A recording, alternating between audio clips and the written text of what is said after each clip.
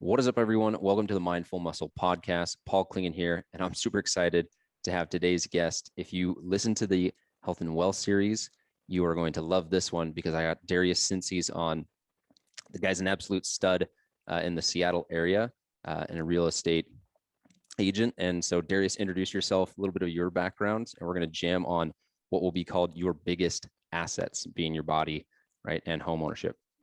Sure. Thanks, Paul, man. I'm excited to be here.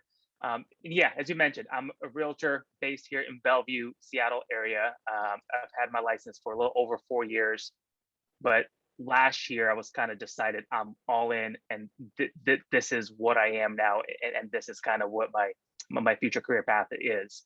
And since then, man, I've just been very excited. The market, if anybody out there is following the real estate market, it's been bonkers. It's been crazy competitive. The prices continue to appreciate. So, it's almost funny. I'm very excited to talk about this topic and kind of some of the aspects of the people who jumped into the market and purchased a home a little while back, how well off they are because they made that decision versus the ones who've been waiting for the market to crash over the last 3, 4, 5 years, because it's been very competitive ever since, are continuing to wait, and they've lost out on a lot of the upside. So, yeah, based out of Bellevue, I'm with Coldwell Banker Bain, and I'm happy to be here. Yeah, super excited. And that whole point of the cost of inaction is very real for people over the last 3 to 5 years from a home ownership standpoint. And what we're going to do is we're going to break this into 4 parts. This whole podcast will be one piece, but you'll be able to catch each 4 individually.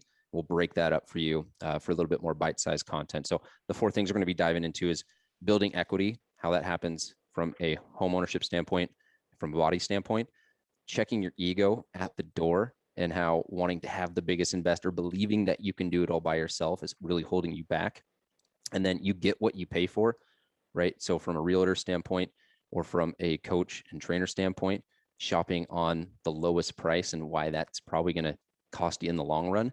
And then last but not least, as he was alluding to, the cost of inaction. Every action is going to cost you. And it's very tangible from a home ownership standpoint, but not doing anything about your health and fitness is also going to cost you as well. So with that, let's dive into the first topic, building equity. And I'll let you go first. Why is that so important? Sure. And I was preparing for this, Paul. One of the things that really even caught me by surprise, I think we all know that home ownership is kind of the staple of the American dream, or right, if you will. And actually the people who own homes versus rent, basically accruing paying for one, you're building your own equity into that home by paying your mortgage versus you're making the landlord wealthy by paying rent, right? And then the stat that really stood out was that homeowners' net worth in the United States are 40 times more than what the renters is. So, and that's as of 2020. So across the whole country, an average net worth of a homeowner is $255,000, where the average net worth of a renter is only $6,300. And yes, a lot of it is tucked into the equity of their home, but that there's something to be said by purchasing a home, building that equity long term. You kind of, you get yourself in a position to where once the mortgage is fully paid off, you're sitting on an asset and your net worth is reflected in it. So I think it's a huge thing for people to pay attention to. Yeah. And it's something you can pass down as well, right? Exactly. Yeah. And then Absolutely. and just in general, we all know that things have appreciated over the years, right? I mean, that's if you take into account inflation, and the gas is more expensive and food's more expensive and everything's more expensive than it was 10, 20, 30 years ago, right? And the same thing is when you purchase an asset like a home, even if your goal is just to live there and kind of raise your family versus really thinking you're making a very wise financial investment, you still end up benefiting from it, right? And then even if you took a median home price in Washington State was $176,000 in the year 2000, right? So 20 years ago. And then it basically doubled every decade. In the last few years, it's been a frenzy and things have appreciated much quicker. But so it was 176, 100,000 in 2000. Then an average median price home in Washington State was 245 in 2010. Today it's 452,000, right? And that's taking the whole state into account. So Eastern Washington is some of the more affordable areas. And if you were kind of where the market that I work in Bellevue, the median price is over $1 million already. But all of that, again, if somebody purchased a home a little while ago, right, and they've been able to capitalize and kind of ride that appreciation of the value of their asset.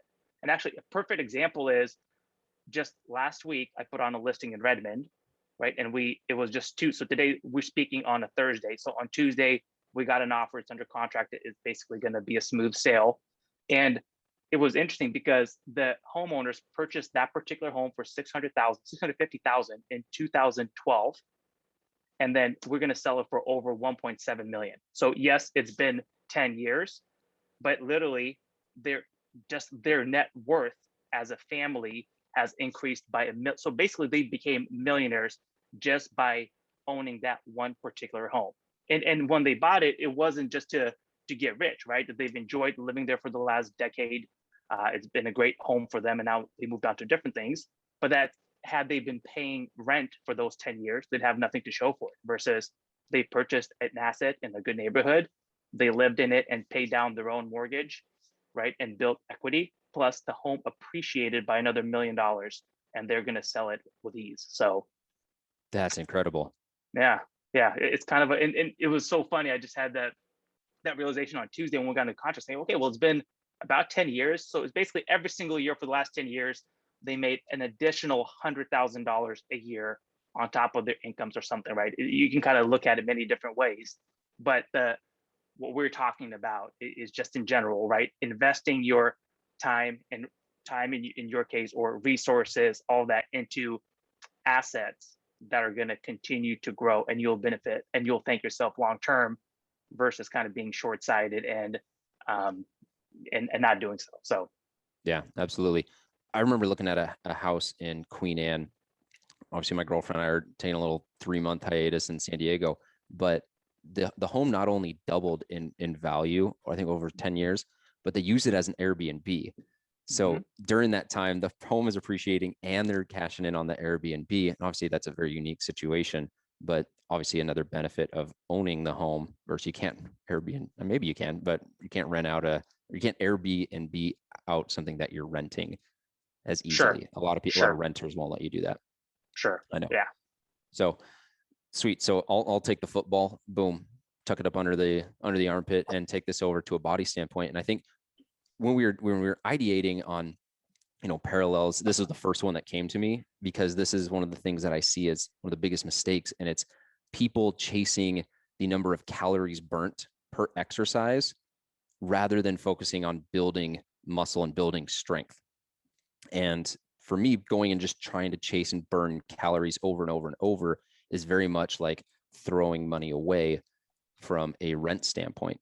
Whereas if you go and build equity in your body and build muscle, that's something that you're going to have to draw upon for decades and decades and decades. And just from a little bit of a stat standpoint, once you hit about the age of 30, you are going to start to lose muscle. And depending on how active you are, it's going to be 3 to 5% per decade. And most people, and I'm going to assume that if you're listening to this podcast, you're not like most people, but something to still definitely be concerned about is most people will lose 30% of their muscle over their lifetime. So what does that lead to?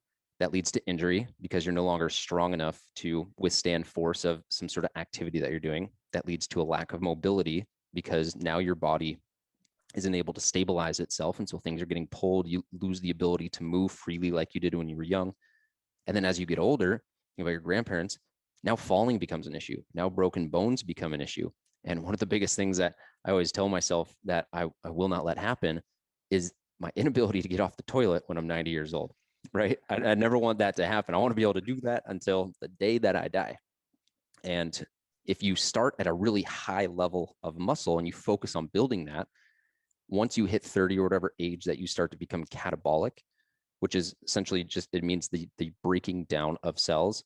So as you start to break down that muscle tissue, if you start at, let's say, level 60, you're going to regress down from there. But if you start at level 100, you might be at level 60 when you're 90 years old. Hopefully that's making sense from a visual standpoint. And so the other thing to think about is that stress is also very catabolic. And what happens when you're very stressed and stress is very high, you're breaking down muscle tissue.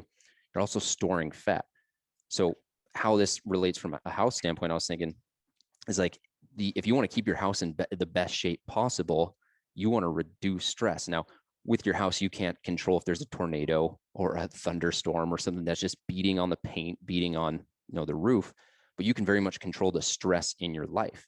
And if you can go control that stress, you're going to reduce the wear and tear, while also keeping in mind that when there's a lot of stress, you're going to lay down more fat. Just like if there's a lot of stress, a big windstorm blows through, and all of a sudden your house is caked in a bunch of mud. You got a bunch of poison ivy on your house.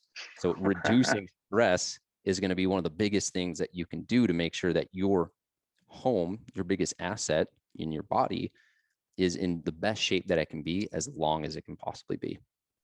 Yeah. And I think to kind of, again, to make that correlation, it's being consistent with whatever you're doing, right? So if you talk about either reducing stress or maintaining your regimen in working out or your diet, I mean, there's less likely things will break or you won't be able to get off your toilet without help, right? I mean, and with the home, it's the same thing. I mean, if you really oversimplified, but if you do the regular maintenance, if you service the furnace and the AC regularly, right? If you get your, then there's less likelihood that it'll go out next time there is a, right, or whatever, when it's freezing and then your furnace breaks and then you can't, or if it's too hot and you can't get AC repaired, right? Or if you don't clean your gutters, I mean, a very basic example, right? They'll get clogged up and you'll have roof issues. You'll have much bigger long-term consequence. And you can get away with kind of deferring some of those things in the short term, whether it be in your home or it could be in, if you don't maintain your car, right? You'll get away with it for a little bit, but eventually you'll pay for it. And no different in your body, right? You could probably get it, especially kind of if you're going from the 20s and 30s. And again, I'm 32 now, and I'm starting to, it's funny, right? I'm starting to feel some of those things to where maybe if I had an extra glass of wine or something to where I could breeze through and never be hungover. Now it seems like there's less you can get away with, like, as time goes on. And if you don't build that solid foundation, I think there's just, you're opening yourself to be more vulnerable long term, for sure. 100%. And we'll get to that cost of inaction with not cleaning out your gutters, because it's not that bad. Will eventually turn to it's that bad. Sweet. So the next section that I want to go into is really just checking your ego and making sure that the decisions that you're making aren't with your ego at the helm. So I'll let you go first on this one. Yeah, and this, I think, kind of the big general idea here as it relates to home ownership is, well, for one, if you purchase home, there's so many different factors other than kind of building wealth, right? And kind of making sure it's a sound financial investment. And some of those things are intangible, to where it's important to understand, maybe if you want to live in a particular neighborhood or something, right? Maybe, but if you take that back, and one of the core reasons why you want to purchase a home is to build that long-term wealth, right? As the home appreciates, there's something to be said to in trying to find the worst home, not necessarily the worst home, but the cheapest home in the nicest neighborhood, because you leave yourself a lot more room for appreciation long-term, right? Most neighborhoods have a, let's call it a price ceiling, right? So if you just want to show off, beat all the Joneses and be the coolest one in the neighborhood, and you want to have the nicest house, there may be nothing wrong with it if that's what your ultimate goal is. But you have to realize that there is a ceiling perhaps for the neighborhood. So if you buy in and spend whatever $500,000 today on a house, there's only so much you'll appreciate. Even it's probably not going to double or triple in price, right? As if maybe you bought a more modest home in a much nicer or a better neighborhood where other comparable homes are selling for much more. So from the whole, and then I guess even that could translate into checking your ego at the door of renting versus buying, right? I mean, I know a lot of people who just want to, maybe they want to live downtown Seattle and they want a cool apartment with all the brand new amenities, and they are paying a premium for it to the landlord today just to look cool, versus maybe if they bought a modest home somewhere in the outskirts or something, again, just long term, they will have a lot more benefit from it from the building wealth perspective, right? So I think it's kind of really, if you, or I guess the third example would be, is if you buy more just because, once again, you want to be cool, or you want to show off, or you want to be the one with the coolest house, but you can't really afford it, and then you become house poor. right? And then the house actually becomes a burden for you because maybe your mortgage payment is more than 50% of your income or something, right? And you have very limited remaining funds to travel or do other things that you enjoy.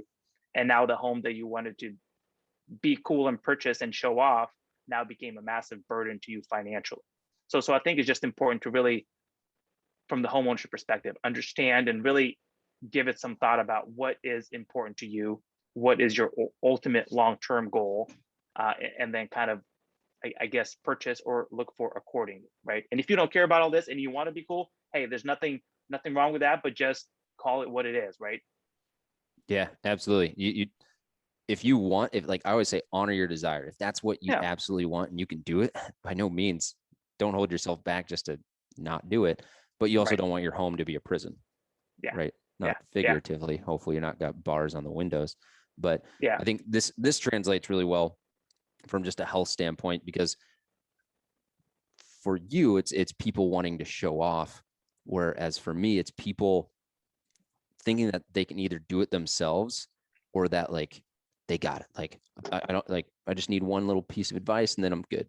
Right. And one of the things that I would say kind of relates to what you were talking about with the neighborhood and letting the other homes or the neighborhood bring you up is the thermostat concept. Right? Are you familiar with that? I've heard the concept. Yeah, Yeah. So for anyone who's not familiar with it, if you are, in an environment where it is 98 degrees, it is cooking. Think of your home. It's 98 degrees. It's cooking inside. And you walk into that environment at a nice, cool 80 degrees, that home is going to heat you up, right? So think about this circle, your friends, your environment, your neighborhood, that's going to heat you up. And all of a sudden you're going to be cooking. But rather than body temperature wise, it's your fitness level, right? It's how you're showing up in life and the energy that you're attacking every single day. Now, on the flip side, if you're 98 degrees, you're super hot. And then you go into a home that's 80 degrees, that's going to cool you down, right? And so whatever that group is, whatever that neighborhood is going to either pull you down or it's going to elevate you. And so I always say, you want to be able to look at the people around you from a fitness standpoint and be inspired by each other. And there's another concept that I'll use called the moon or the tide. Are you the moon that pulls the tide in the direction it wants to go? Or are you the tide that gets pulled by the moon? Right. So if you're trying to go and make a bunch of changes, but you're just getting pulled to happy hours and dinners and nights out all the time, it's going to be really hard.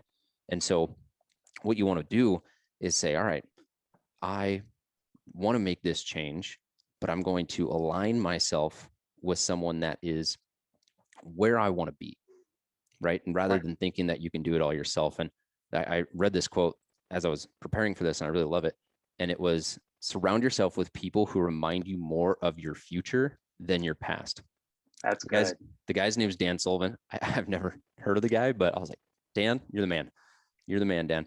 And this ties in really well with a study that I was looking at as well. The American Society of Training and Development did a study on accountability and found that if you you have a 60% chance of completing a goal if you commit to someone, and you have a specific accountability appointment. If you have like a specific person that you're meeting with, you're going to increase that chance 95%. So whether those percentages are exact or it's a success partner or a coach or whatever it is, there's irrefutable evidence that if you have someone that you are accountable to and you're not just holding inside, this is a goal that I have, and you check your ego and say, you know what, I'm going to share this, risk failing, risk looking dumb, risk, whatever thing that you're fearing, then you're going to be much more likely to go and achieve that. And it all comes back. And that's why we label this check your ego, because your ego wants to keep you safe. But being able to go and admit, hey, I have this goal. I don't know how to do it. I want help, right? That's checking your ego at the door. Then you skyrocket your likelihood of actually achieving what you want. Yeah, and another thing that popped in my mind, I think we'll cover on it kind of the next section, but it's very, to kind of piggyback of what you just said. In this market, what we're seeing a lot of is this perception that anyone can sell your house. Basically, the homes sell themselves, right? So even this whole, like, there's plenty of buyers, plenty of sellers who want to take on and think they'll just do it themselves. Why would I hire a broker? Why would I pay?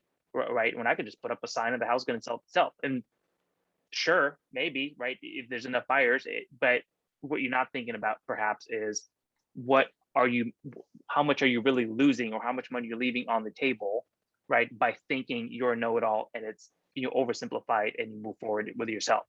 So it's kind of a same thing. I mean, not relying or not reaching out and seeking expert advice, whether it be in your fitness, in selling for what most people is their largest asset, just thinking that you could do it yourself. I mean, sure, yeah, you probably could, but without doubt, you're not going to achieve the results that you would if you actually rely on the expertise of somebody who can kind of hold your hand and walk you through it, and then help you navigate the errors, mistakes to avoid, and then also make sure you maximize the kind of the whatever your outcome is.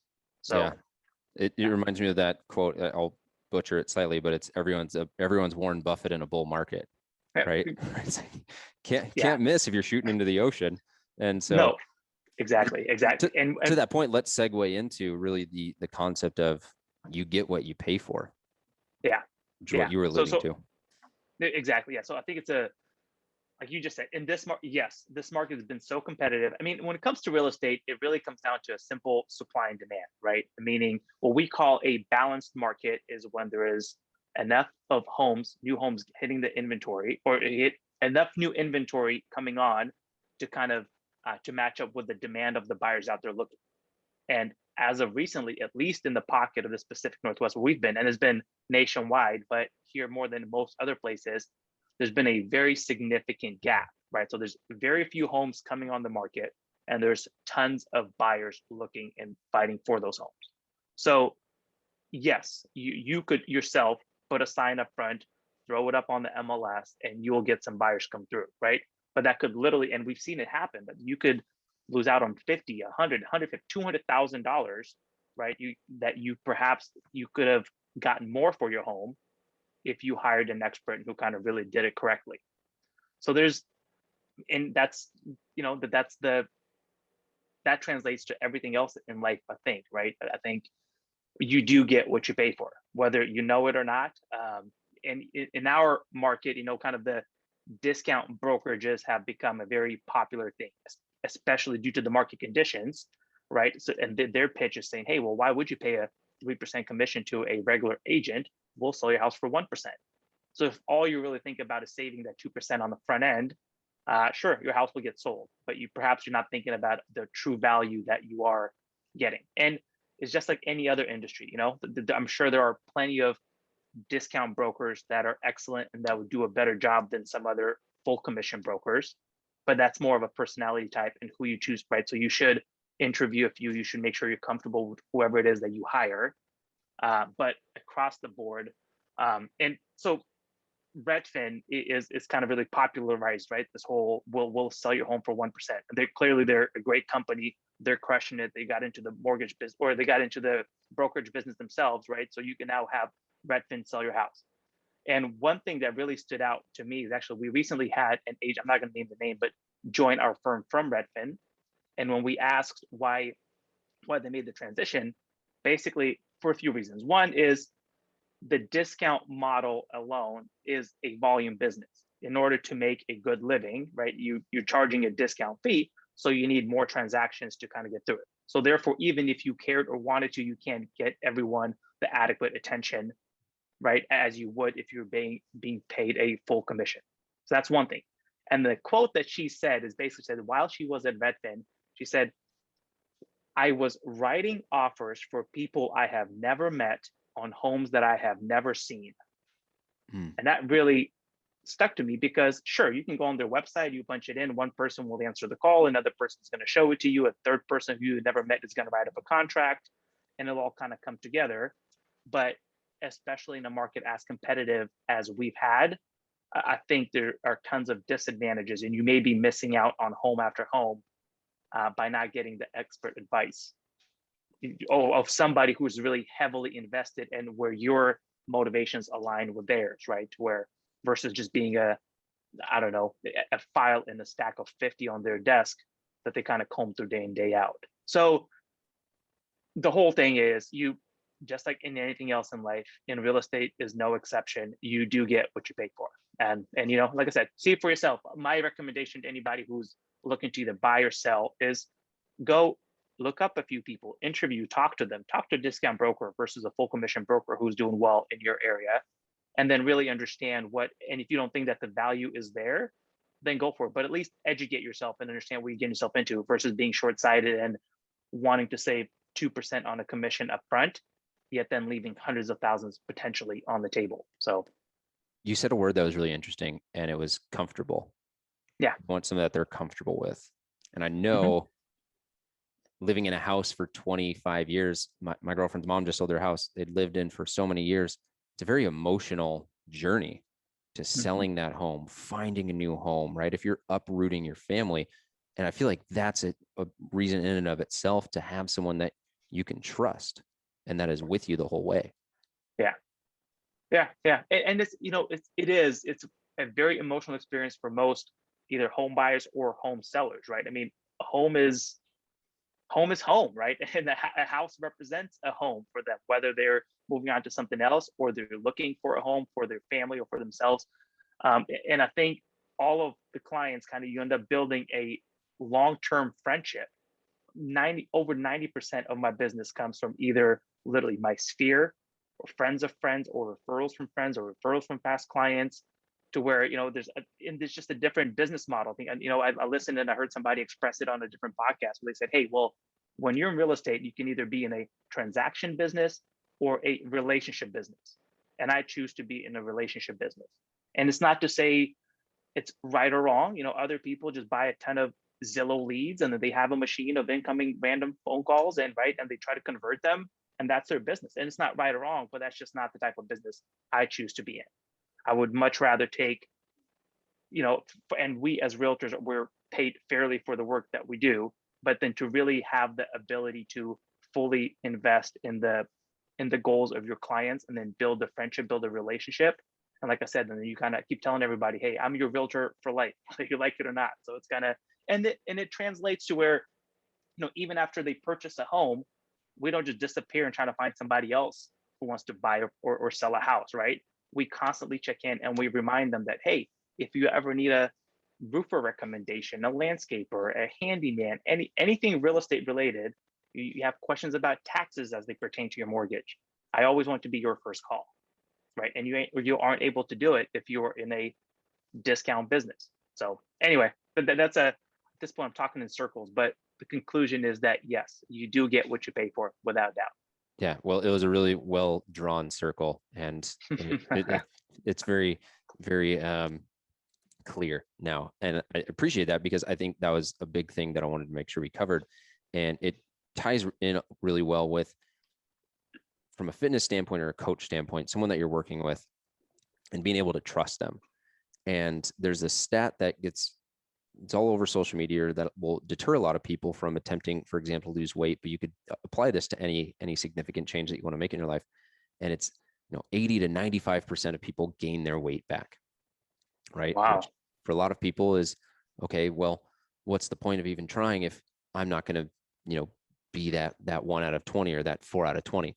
So one quick reframe on that is that if you hit an all-time low of 180 pounds or 150 pounds or 130 pounds and you go back up to 190, like that's okay. That's gaining weight back, but you're never going to sit at your all-time low. That's like thinking an Olympic athlete is going to sit at their world record time, right? Or speed. So don't be deterred from going and achieving something just because you think you're going to gain back. Like you will gain back. And there's very scientific ways to make sure that when you gain back through a reverse diet or through a strength building, muscle building phase, that it is as optimal as possible from a body composition standpoint. But I like to frame it that way just so that people don't get deterred. But then the reason why I wanted to dive into why it's important to trust the person that you're working with is because when you trust someone, you're willing to go deeper, right? And when you're willing to go deeper, you're willing to get to the root of why you're in the position that you're in from a health standpoint, right? So if, let's say, you find someone that you trust, they're willing to hold you accountable, do the work to get to the root problem, and then you go and see that change, well, you're much more likely to keep that change because you didn't just work with someone for 3 months or for a year and then go back to your old habits and your old patterns. working with someone that you really trust is going to allow you to get to deeper layers so that you're then a changed person from the inside, not just from for 3 months I worked out and went on this diet, and then boom, I went back to the old version of myself, right? And that's that, bringing back to Dan the Man Sullivan, right? You want to be creating that relationship with your future self and leaving your old self in the past. And I believe that the reason why a lot of people gain their weight back is because they don't let their old self die, right? They go Mm, back to what got them into that situation. They ate, their French fries and their beer and their potato chips, went on a diet, lose their weight, get back on the French fries, pizza, and potato chips. right. And then they're like, why am I back where I'm at? Well, your inputs equal your outputs, honey.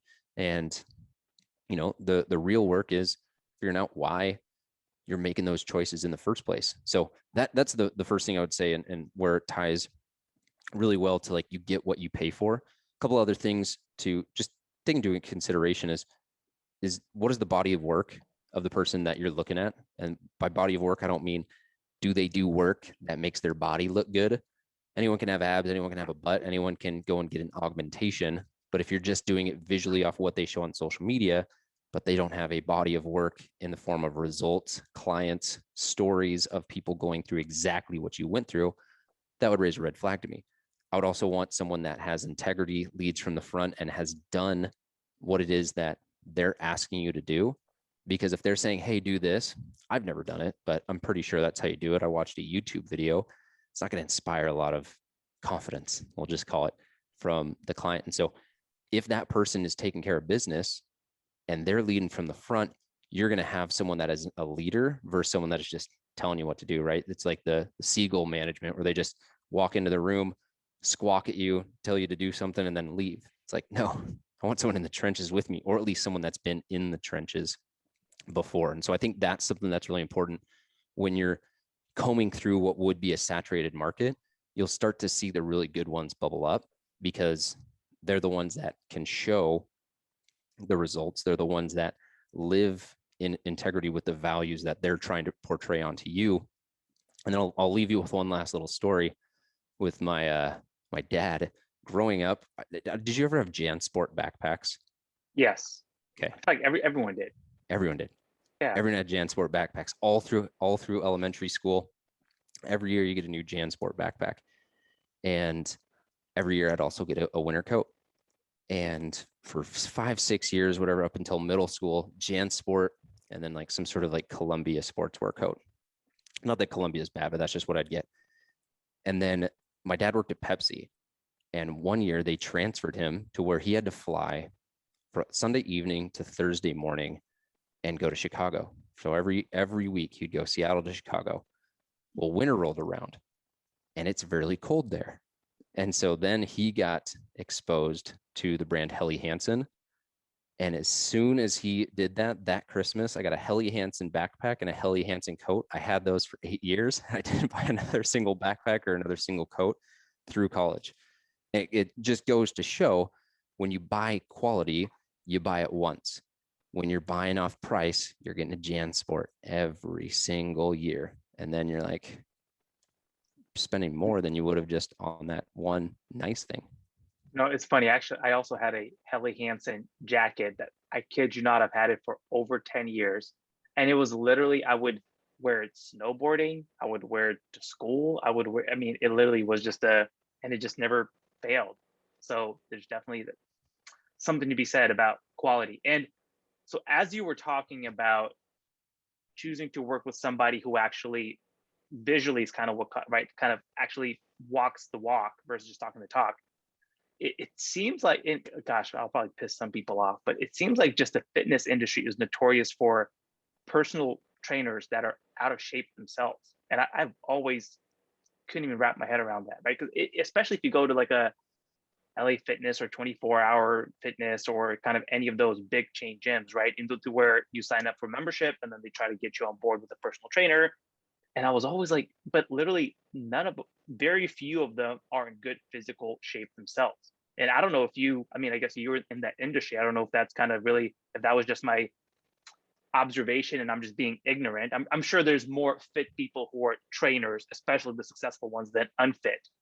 But it Yeah. just goes to show that, maybe in a lot of these industries, that including real estate, it's not difficult to become a real estate agent. You can sign up online, pay $300, take a 90-hour class. If you pass the class, go take the exam. If you pass it, voila, you're a realtor, right? And but then the second stat is, I think 87%, 85 or 87% of the agents don't make it past the first 2 years. And the reason for that is because, hey, well, I don't need a college diploma. I can do it online. I see all these realtors making a ton of money. I'm just going to go be a realtor.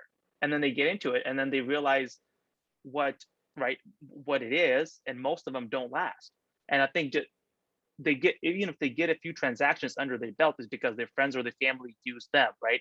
And that's something that's even like a difficult topic to overcome, because if someone's looking to sell their house, but their aunt is a realtor part-time, right? And they're worried about ruining the relationship or with a good friend or a family member by not using them, but they don't look at it from the perspective that this is your largest asset.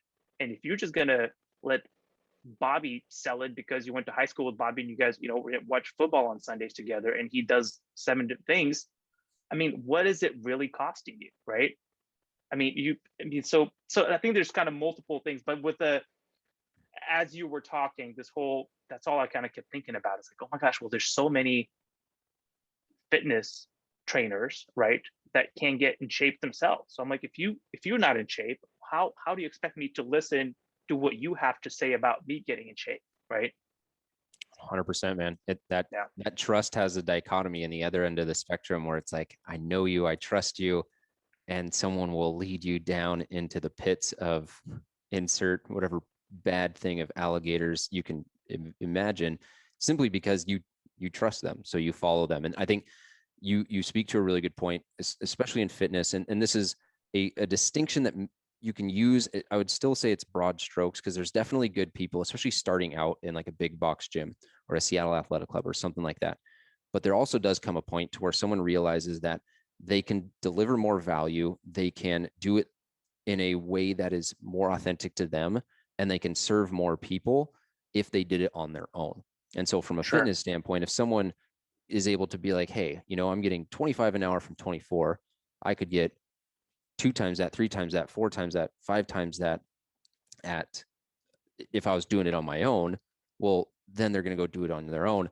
What's also a really interesting stat is that I'm actually going to butcher this, but with coaches or trainers that go on their own, within 1 to 2 years, most of them fall off, right? And so that's Mm-hmm. also another way to kind of look at it, where it's like, if they have been doing it for a while, they've seen results with other people, well, then there's something that's keeping them going, right? And Right. it's probably because they have a lot of business. If someone's fallen off after 2 years, right, it wasn't working. And it wasn't that it wasn't working, they just weren't working it.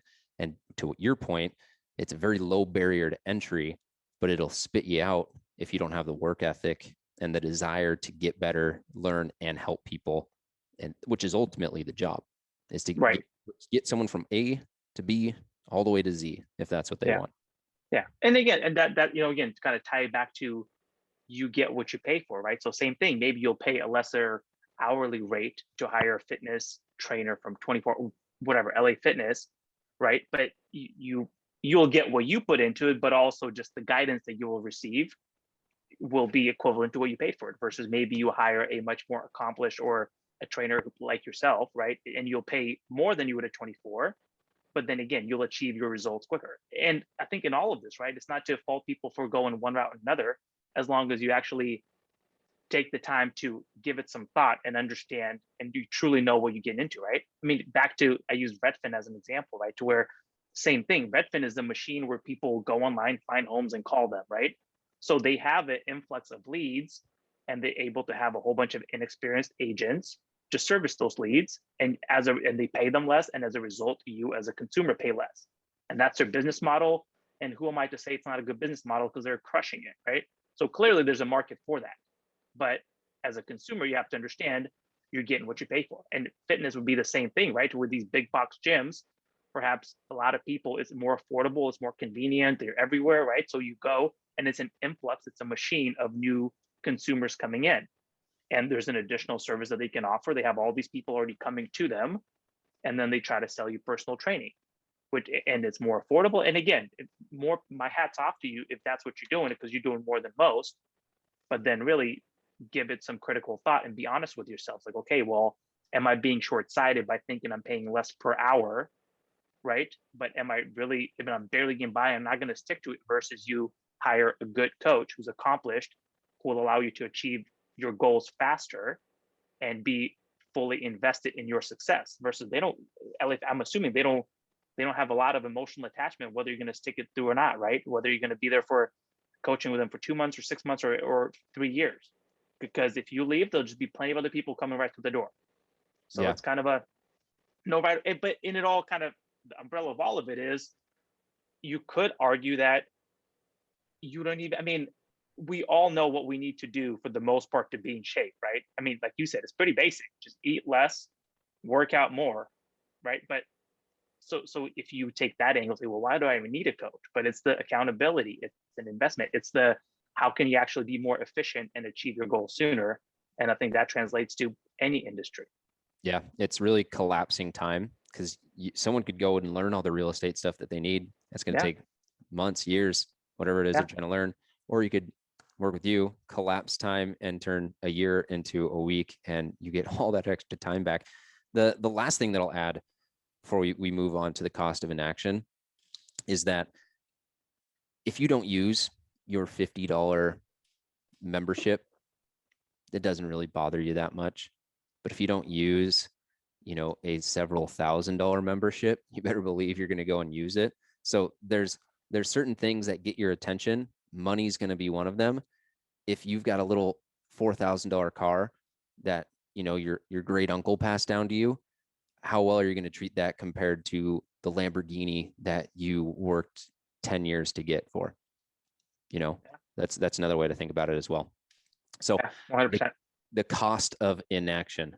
So we've alluded to this one. I feel like this is like the penultimate fourth quarter with both things. So again, I'll hand it off to you and just walk us through, like, what are people missing out, especially over the last 3 or 5 years? Yeah, well, I mean, over the last 3 to 5 years has been crazy. I mean, we were now going through, since the 2008 big market crash, right? We've just kind of been on a pretty drastic uptick ever since, right? It took a few years for kind of the mortgages to dwindle down and the foreclosures to resolve themselves, right? But then the market has kind of been pretty strong. And I personally know so many people who um, were in a position to buy maybe 2 to 3 years ago, but they're saying, oh, well, it's too hot, its prices it's too expensive. We're gonna wait till things die down, and things just have continued to skyrocket. And ever since COVID hit, right, since beginning of last year, I mean, some areas appreciated 20 to 30%. So meaning, if you could have bought a house for $1 million a year and a half ago, now you'd be paying 1.3, if not more, for that same house. So there's a very, very tangible financial, right, risk of waiting. And I guess it kind of depends on, now none of us have a crystal ball. We don't know when the market's going to level off or tank. So it depends on what everybody's particular situation is. If you're looking to buy a house because you just want to flip it and sell it in 2 years and make a profit, right? You're gambling a bit, right?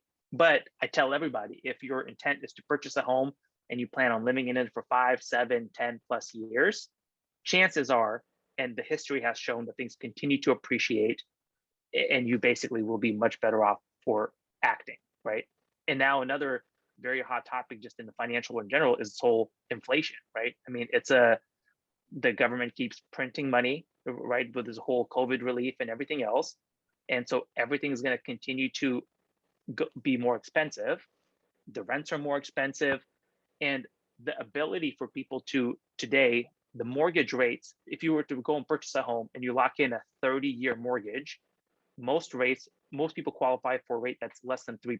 I've seen 2.5s, I've seen 2.25s, and some extreme examples, right? So it depends on your situation. But that's to say, if you could lock in a mortgage payment that will not change over the next 30 years, as we all go through inflation, as the value of a dollar is less and less, I mean, there's going to be a very, very tangible amount of money that you save by having that predictable cost of living, right? If you get into a home that, in addition to home appreciation and building wealth and paying down the mortgage and all the things we already talked about. So in all of this, I mean, it's a across all topics we've discussed, none of it really matters if you don't act, right? If you just sit around and, well, yeah, it kind of makes sense. I'll get to it when I get to it. I mean, again, if you wait, maybe a year later or 2 years later, more than likely you wish you bought today if you're in a position to buy. If you're not in a position to buy, that's different, right? So again, you need to get other things sorted out. So you're not really are able to, I guess, take advantage of this crazy market we've been in. But besides that, the rents are becoming more and more expensive. Everything's becoming more expensive. But for you to be able to get into a home sooner than later, whenever you're in a position, you'll kind of put yourself in the driver's seat of taking advantage of all the upsides we talked about. And if you do nothing, then you may, and I'm a perfect example. There's been a few homes I wanted to buy back a few years ago. And there's opportunities that haunt me to this day. Because back then I was like, oh no, this is a little too expensive. There's a house, it was a little fixer on Lake Washington that I could have bought for $900,000 on the lake. And I'm like, oh no, that's too expensive. That's like less than 3 years ago. Today it would probably be worth over 2 million. So it's kind of and every time I drive past that neighborhood, I still drive past it, and I regret my decision of not pulling the trigger. So I think that things like that sting, right? And there's a true cost, whether you realize it or not. I think by sitting on the sidelines, you are paying the cost. There's a cost to inaction. Yeah. Yeah. I mean, to put it bluntly, it is pretty binary when it comes to decisions. They're either decisions you're making that are growing and accelerating you towards where you want to get and your purpose and your dreams and your goals, or there are ones that are sending you in the opposite direction and you're regressing. And from a life standpoint, you're dying, right? You're not growing, you're dying. So, right. And we talked about that, right? With like, you're losing muscle, things are breaking down. And I won't harp on this one a ton because people that are still listening probably get it to this point, but it's not that bad. It actually did a training for this on a private group that I've got, and it's not that bad until it's that bad, right? Yeah. How long do you say it's not that bad until, oh, wow, I can't get off the couch. Oh, wow, the doctor walks in, sir, looks like you have developed insert disease. It's not that bad until you're sitting on your couch watching, your friend go and live the dream that you were like going to take, but you didn't really want to, right? And I'll give you guys a little tactic with this. This is actually something that I learned. Did you watch The Last Dance? No. With Oh, Michael yes, Jordan? yes, I did. I was thinking Yeah. of dancing for some reason. Yes, Yep. I did. So I'd coined the term in my head and with clients, the dark side trampoline, prior to seeing this. And then when I saw it, I was like, oh, wow, like this is actually something that people do. So how I was using it is when I was training for my marathon last summer, I would be running and in my head, I'm like, slow down. You can walk. Like you don't have to go today. But what I would do is be like, all right, if I don't go, then maybe I will run a slower time, or maybe I'll even quit. And then maybe the people that I want to, impress or be around, or the people that are go-getters and crush it, they're going to be like, oh, that guy quit. Right. And so I would literally be running and creating this, and I call it a dark side trampoline because I don't believe you should have to hit rock bottom to propel yourself off that floor to go back to where you need to go. So you create this artificial emotion that does not feel good to springboard you into action. And so then when I'm watching Last Dance, I see Michael Jordan. He was playing a game. I forget the guy's name. It's like something Bradford. Anyway, a young rookie goes and scores like 40 on the Bulls. And Jordan came up with this story that the guy puts his arm around Jordan and says, "Good game, Mike."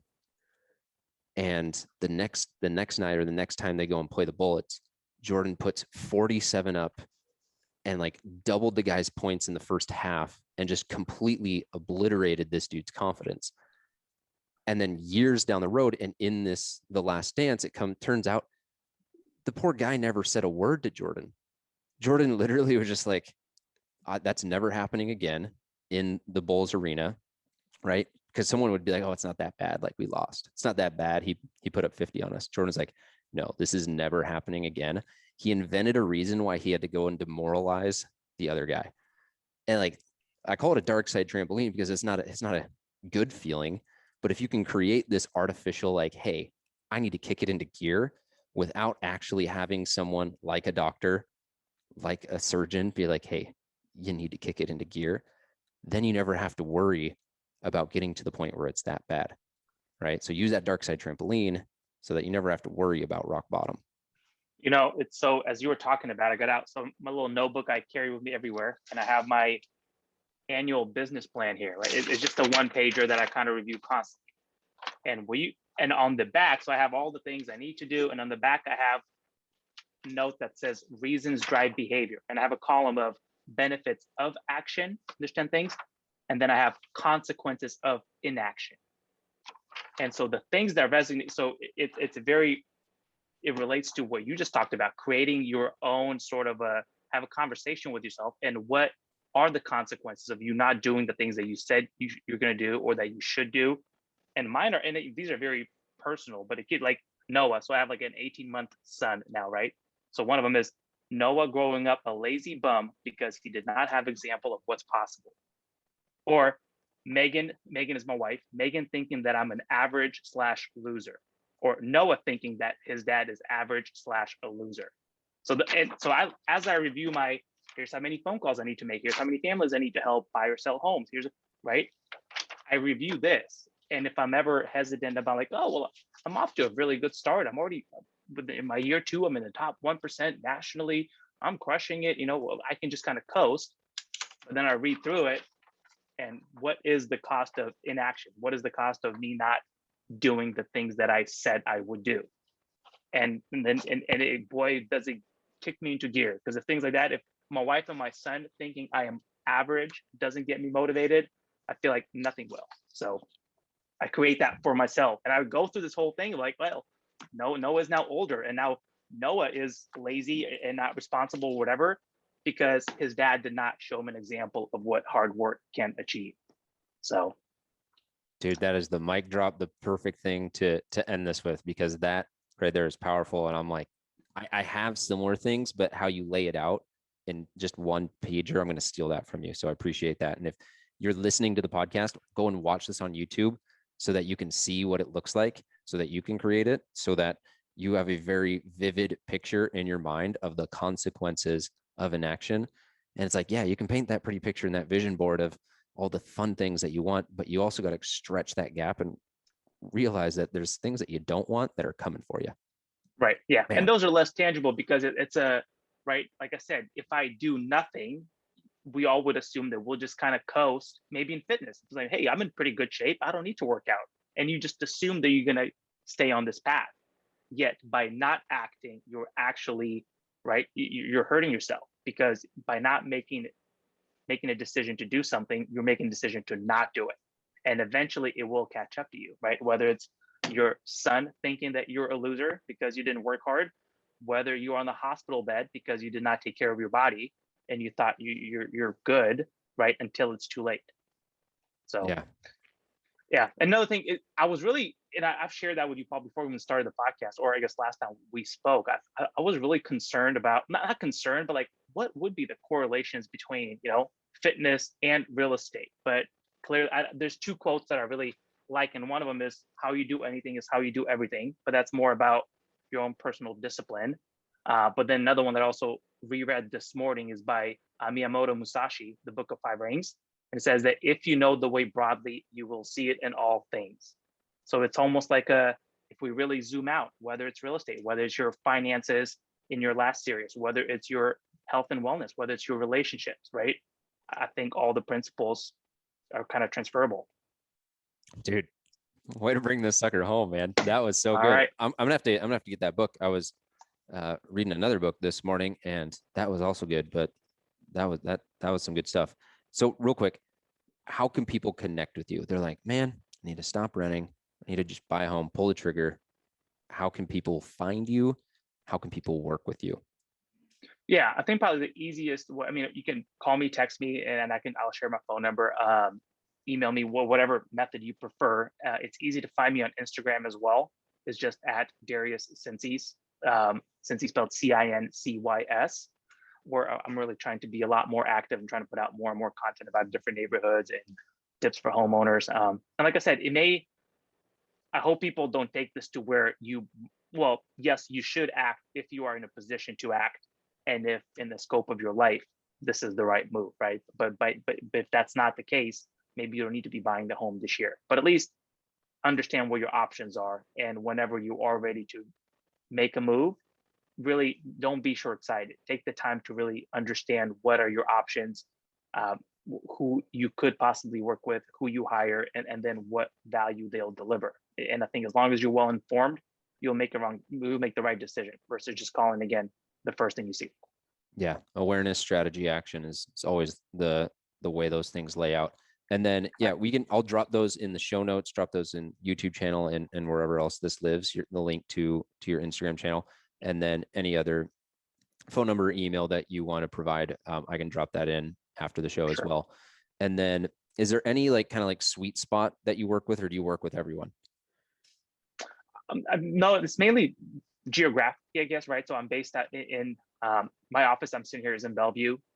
So kind of a geographically between anything on the east side or Seattle, right? So if you're looking to buy or sell a home anywhere in the general Seattle area, or the east side being Kirkland, Bellevue, Renton, Newcastle, Issaquah, that's kind of where most of my business is. But I'm happy to, again, if you just have any questions about the market or about the real estate, or maybe you want to become an agent yourself, but I scared you off because 86% of them fail or something, anything related to real estate, man, I'm happy to talk to whoever and help in any way that I can.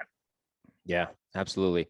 And then obviously you guys listening to the podcast, so hopefully you know me, but if you came through via Darius, great, welcome. And we got a lot more for you here. The thing that I love doing, and this is as a former athlete, and I'll use a lot of analogies and metaphors. You probably heard them today, like the Michael Jordan story.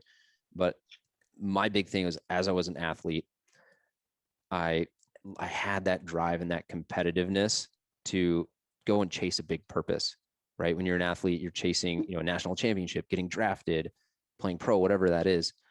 And then you lose that. And I've come to realize that the time from when I was an athlete to a few years ago, I was in this halftime hangover, which is this space where you lose that identity, that purpose. You lose the structure of a coach, of a team. You lose the camaraderie of a locker room of people that are helping to elevate you, and people that you're coaching and mentoring and as well. And so the people that I love working with, the people that I see the best results with, are people that are also in kind of that stage, and they're ready for what I call the second half. And so it's really identifying, what their big purpose is, creating a structure and a plan for them to go follow and execute. And then the last piece of that is getting around, whether that's myself or community in your gym or whoever it is, of people that get after it, right? If you took anything away from this, is just start putting yourself in a different room, a different thermostat, and start heating yourself up. That's going to be one of the best ways, is through your environment, but then also getting deep, digging down into what is really important to you. And that sheet that Darius shared, and getting really clear on the consequences, that's going to help illuminate your purpose and your reason why you're going to go and make that big change from a physical standpoint, but then also how you play the game of life. And that's really what it comes down to, is your health is going to amplify how you go and approach life. The same way as an athlete doesn't squat to have strong legs, it's to amplify how they perform in their pursuit of that purpose. And so that's really the sweet spot, and the spot that I'm loving being in, working with people. And it all comes down to just taking action. So if you want to connect with me, all my information is going to be in the show notes, Paul_Klingen on Instagram, and would love to chat with any of you guys. But Darius, thank you so much for taking the time. I'll have to connect with you when I get back to Seattle, but any last words? No, I think you said it well. I think take action. That should be a quick summary. And again, whatever area in your life that it makes sense to do so, really understand that by not taking action, you're effectively taking action by not acting. But whether you can be in the driver's seat and kind of guide yourself in the direction you want to head in, or you're just kind of dwindling away. So yeah, come in. Well, thank you so much for coming on, and everyone listening. I'll catch you guys next time on the Mindful Muscle podcast. Take care. Thanks, Paul.